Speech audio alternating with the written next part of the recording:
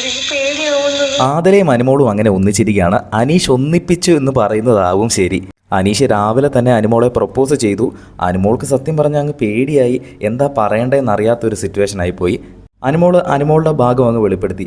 അതായത് ഞാൻ കുറച്ചുകൂടെ ലൈഫിൽ സെറ്റിലാകാനുണ്ട്, ഇപ്പോൾ കല്യാണമൊന്നും നോക്കുന്നില്ല എന്നൊക്കെ പറഞ്ഞ് നൈസായിട്ട് തന്നെ അനീഷിനെ അങ്ങ് ഒഴിവാക്കിയെന്ന് വേണമെങ്കിൽ പറയാം.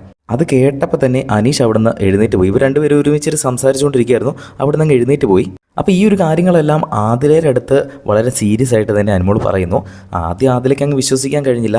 തമാശയ്ക്ക് പറഞ്ഞതായിരിക്കും, ഗെയിമായിട്ട് പറഞ്ഞതായിരിക്കും, അല്ലെ പ്രാങ്ക് ആയിരിക്കും എന്നൊക്കെ പറഞ്ഞു. പക്ഷേ അനുമോൾ ഓരോരോ ഡീറ്റെയിൽസും പറഞ്ഞു കൊടുത്തപ്പോൾ ഇത് പ്രാങ്ക് അല്ല, ഇത് സീരിയസ് ആയിട്ട് തന്നെ പറഞ്ഞതാണെന്ന് ആദിലയ്ക്ക് മനസ്സിലായി. അപ്പോൾ അനുമോൾ പറഞ്ഞിരുന്നത് 2 വർഷത്തും കഴിയുമ്പോഴാണ് കല്യാണം, ഇപ്പം നോക്കുന്നില്ലെന്നാണല്ലോ. അപ്പോൾ ആദില പറഞ്ഞു, നീ 2 വർഷം ഒന്നും പറയണ്ട, അപ്പോൾ 2 വർഷത്തിന് അയാൾ വെയിറ്റ് ചെയ്യാമെന്ന് പറഞ്ഞാൽ നീ എന്ത് പറയും? അപ്പം നിൻ്റെ തീരുമാനം എന്താണെന്ന് വെച്ചാൽ അയാളോട് പറയൂ എന്ന് പറയുന്നു. അപ്പോൾ അനുമോൾക്ക് ഓൾറെഡി കല്യാണം കഴിക്കാനുള്ള താല്പര്യമില്ല എന്ന് പറഞ്ഞു. എങ്കിൽ നീ അത് ഇപ്പോൾ തന്നെ അനീഷിൻ്റെ അടുത്ത് തുറന്ന് പറ, അതായിരിക്കും നല്ലത് എന്ന് പറഞ്ഞു. പക്ഷേ അനുമോൾ പറയുകയാണ്, എനിക്ക് പേടിയാവുന്നു, എനിക്ക് എന്താണെന്ന് അറിയത്തില്ല, എനിക്ക് വല്ലാത്ത പേടിയാവുന്നു, എനിക്കിപ്പം പുള്ളിയുടെ മുഖത്തേക്ക് നോക്കാൻ തന്നെ എനിക്ക് പേടിയാകുന്നു എന്ന് അനുമോൾ പറയുകയാണ്. എന്തായാലും ഈ ഒരു കാര്യം കൊണ്ട് തന്നെ ആദിലയും അനുമോളും ഒന്നിച്ചിരിക്കുകയാണ്. ഇനി ജയിൽ കൂടിയുണ്ട്. ഇവർ രണ്ടുപേരും കൂടെ ഒരുമിച്ച് വന്നാൽ അടിപൊളിയായിരിക്കും. ബിഗ് ബോസ് മാക്സിമം ഇവരെ ഒന്നിപ്പിക്കാൻ നോക്കും ജയിലിനകത്ത്. എന്തായാലും നമുക്ക് നോക്കാം. കൂടുതൽ അപ്ഡേറ്റ്സുമായി വീണ്ടും വരാം.